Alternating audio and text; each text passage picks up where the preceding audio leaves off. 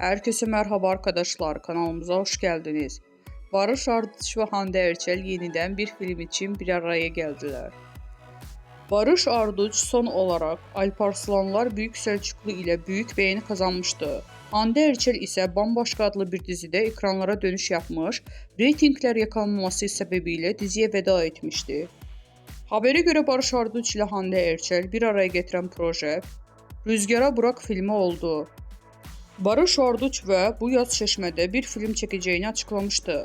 Filmin başrol oyuncusu ülkemizin en ideal yıldızlarından biri olan Hande Erçel oldu.